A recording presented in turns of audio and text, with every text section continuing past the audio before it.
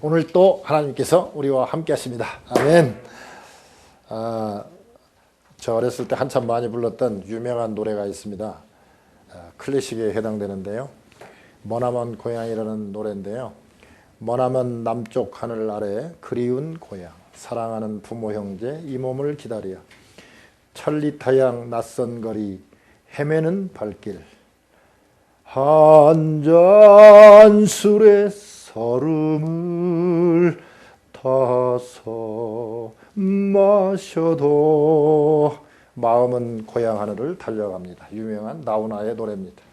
여기서 보면 한 잔 술에 서름을 타서 마셔도 서름을 잊기 위해서 타양살이의 서름을 잊기 위해서 술에다가 서름을 타서 마셔도 마음은 고향 하늘로 달려간다. 즉 서름이 해결되는 게 아니라 고향이 더 그리워진다는 것이죠. 고향이 그리워지지 않고 이 타양살이가 좋아져야 되는데 고향 생각난다는 것입니다. 즉 술에다가 서름을 타서 마시고 자기 한을 타서 마신다 할지라도 한이 풀리는 게 아니라는 것이죠. 한 맺힌 것은 풀어야 살 수 있습니다. 맺히면 막히면 죽어요. 사람이 기가 막히면 죽고요. 막히면 죽어요. 근데 통하면 살게 되어 있습니다. 그래서 한 맺힌 것을 풀어야 살 수 있는데 오늘 성경 본문에 보니까 한나라는 여인이 한 맺힌 그런 그 한이 있어요. 근데 그것도 언인 모를 고난이 계속됨으로 인해서 지속됨으로 인해서 거기에서 맺힌 한이 있습니다. 여자가 아이를 낳지 못하는 거 그 당시에는 큰 수치입니다. 지금은 아들을 안 낳고 편하게 우리끼리 잘 지내자 그런 분위기지만 그 당시 여자가 아이를 못 낳으면 이혼 사육감이고 또 하나님의 저주를 받았다고 인정하기 때문에 그런 아이를 못 낳은 여자하고는 대화도 안 해요. 그래서 완전히 그 따돌림을 받는 그런 시대거든요. 그러니 얼마나 한이 맺혀 있겠습니까? 더군다나 둘째 부인인 분인나가 아들, 딸들 많이 낳았기 때문에 이 한나를 갖다 얼마나 괴롭히는지 몰라요. 한이 맺혀 있어요. 이 한을 이 한나는 잘 풀어서 승화시켜서 오히려 참 역사에 남는 인물이 되었습니다. 우리 나이 40쯤 되면 누구나 다 한이 맺히게 되어 있습니다. 살다 보면 상처를 조금씩 받게 되고 그거를 그때그때 다 풀 수 있어야 되는데 한을 다 풀지 못하기 때문에 많은 이들이 나이 40 이상이 되면 한이 맺혀요. 어떤 사람들은 그래요. 뭐 한 맺힐 것이 있느냐. 살아봐요. 살아보면 한이 맺히게 돼 있습니다. 내가 노력해도 안 되고 뜻대로 안 되고 내 마음을 알아주지 아니하고 사랑하는 그런 사람이 떠나가고 또 우정을 갖고 있던 사람이 오해해가지고 배신하고 그럴 때에 한이 맺히기 시작합니다. 그런데 그걸 풀 길이 없어요. 그럴 때에 나오는 절규가 와임이 왜 나한테 이렇습니까? 왜 나한테 이런 어려움이 닥칩니까? 라고 이 얘기하고 있습니다. 오늘 본문을 통해서 왜 한나가 그러한 원인 모를 그 고통이 오래 지속될 때 그럴 때에 그 한 맺힌 것을 어떻게 잘 풀어서 위대한 인물이 됐는가 한번 살펴보면서 우리도 우리에게 맺힌 한을 어떻게 풀어야 될 것인가 한번 봤으면 좋겠습니다. 1장 2절에 보면 엘가나라는 사람이 있었는데 그 사람에게 두 아내가 있었습니다. 그러니까 이런 거죠. 지금도 중동지방에서는 합법적으로 4명의 아내를 둘 수 있습니다. 그런데 대부분이 아내를 둘 이상 두는 사람들은 능력 있는 사람이에요. 지금도 나이 많아도 능력 없는 사람은 결혼 못해요. 중동지방에서는. 왜? 집착금을 많이 내야 되거든요. 그런데 이 엘가나라는 사람은 경건한 사람인데도 불구하고 아내가 둘 있어요. 하나만 두어도 될 텐데 왜 둘이 있었을까요? 당연히 첫째 부인인 한나가 먼저 기록된 걸로 봐서 한나가 첫 부인인 것은 확실한 것 같아요. 한나가 결혼했는데 1, 2년 기다려도 아기가 안 생기니까 분인나라는 여자를 또 둘째 부인으로 얻었습니다. 한나는 시브리 말로 은혜라는 뜻이고 분인나는 진주 또는 산호 이런 뜻이 있습니다. 그러니까 대개 그렇잖아요. 한나도 예뻤겠지만 대개 둘째 부인은 이쁜 여자를 고르잖아요. 그러니까 분인나가 얼굴이 이뻤을 거예요. 그런데 4절에 보니까 분인나는 자녀가 있고 한나는 무자했는데 여기 보니까 자녀들이라고 되어 있는 것 보니까 원문에 보면 남자들 여자들입니다. 그러니까 미니멈 최소한도로 남자 둘 여자 둘을 낳았을 거다 이거죠. 그래서 미니멈 4명 이상은 낳았다는 거예요.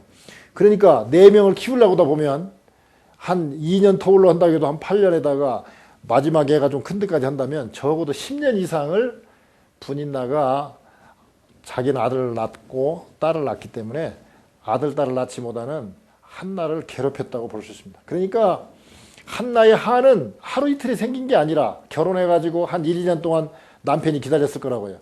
1, 2년 동안 못 낳았어요. 거기다가 또 분인나가 돌아가지고 아들, 딸 잘 낳았어요. 좀 속된 표현으로 말하면 그냥 쑥쑥 난 거예요. 그냥 그 밭에 가서 무 뽑을 때 쑥쑥 뽑아 나오듯이 그냥 아들, 딸을 낳은 거예요. 그러니 이 분인나가 가만히 있으면 괜찮은데 계속 첫째 부인을 괴롭힙니다. 왜냐? 엘가나라는 사람이 둘째 부인을 되게 둘째 부인이 젊고 이쁘니까 둘째 부인을 이뻐하는데 이 엘가나는 한나를 사랑하고 한나를 이뻐해요. 7장에 7절에 보면 1장 7절에 보면 다 같이 제사로 갑니다. 이 율법에 보면 남자들은 1년에 3번 이상 꼭 그 제사 지내러 와야 되는데 예배드리러 와야 되는데 그 절기에 와야 되는데 다른 때는 남자들만 가도 되는데 6월절 때는 온 가족이 가거든요. 그러니까 오늘 본문을 보면 6월절이 닥쳐서 6월절에 온 가족이 가는데 분인나하고 그 자녀들에게는 각자 한 사람의 제사목 그 분깃을 줬어요. 그런데 한나에게는 2몫을 줬어요. 그만큼 사랑한다는 거거든요. 2몫을 줬는데 그럼에도 불구하고 한나는 제사로 올라갈 때 그냥 원망스럽고 한스럽고 한이 맺혀가지고 눈물만 나고 통곡을 하는 거예요. 왜?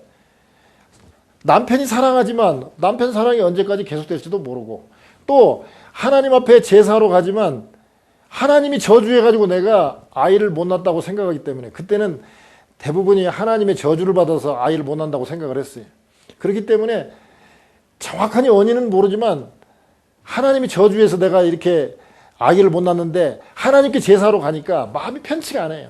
더군다나 분인나랑 그 분인나의 자녀들까지 다 같이 올라가니까 기분이 좋지 않으니까 올라가서 마음이 괴로워서 기도합니다.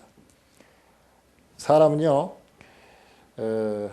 마음이 편안하고 모든 일이 잘 될 때는 기도가 잘 안 돼요.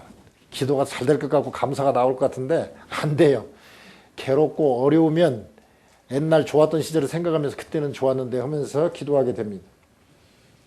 그런데 기도를 하는데 서원 기도를 합니다. 내가 만약에 하나님께서 저를 생각하셔서 아들을 주시면 그 아들은 평생의 삭도를 대지 아니하고 하나님께 그냥 영원히 드려버리겠습니다. 왜 그랬을까요? 이 앞에 바로 사사기가 나옵니다. 사사기의 마지막 부분에 누가 나오냐면 삼손이 나와요. 삼손의 그 만화, 그 부모님들이 나실인의 서원을 하고 삼손을 낳아가지고 삼손이 사사로 있었지만 뭐 그렇게 잘한 사사가 아니죠. 좀 실패한 사사 쪽에 들어가는데 그때 서원을 했을 때의 위대한 인물을 주었다는 그 내용을 알고 있어요. 그 한나가. 그러니까 한나도 이렇게 아기를 안 주면 하나님께 서원 기도를 한번 하자. 그래가지고 12절에 보니까 오래 기도했어요. 처음에는 그 당시 사람들은 성전에 가서 기도할 때 어떻게 기도하냐면 그 바리새인들 그 예수님 책망할 때 보면 그러죠. 성전에 딱 들어가면 이렇게 서서 앞을 바라보고 손을 이렇게 딱 높이 든대요. 이렇게 높이 들고 하나님 여호와여 저는 어쩌면서 이렇게 기도를 하는 거예요. 근데 한나도 처음에는 와서 그렇게 했겠죠. 그러다가 막 그 원통한 마음, 한 맺힌 마음 때문에 그냥 소리를 지르면서 그렇게 기도하다가 제가 볼 때는 이제 땅바닥에 엎드려서 무릎 꿇고 기도하다가 지쳐갖고 이제는 이제 지치니까 마음속에 막 하고 싶은 말씀 많지만 기도하고 싶은 말은 많지만 마음만 있지 이제 지쳐갖고 말이 나오지 않는 거예요. 그러니까 입술만 돌돌 하니까 엘리 대제사장이 딱 보니까 이거 분명히 취했거든요. 이거 하는 거 보니까 완전히 술주정부하고 똑같거든요. 근데 이 엘리 제사장은 아들 홈리와 비나스가 있는데 스위파파예요. 말하자면 아들 둘이 제사장으로 있었는데 요즘 말로 말하면 엘리 제사장은 담임 목사고 홈리와 비나스는 이제 일종의 부목사처럼 제사장으로 있는데 이 형편없는 제사장들이에요.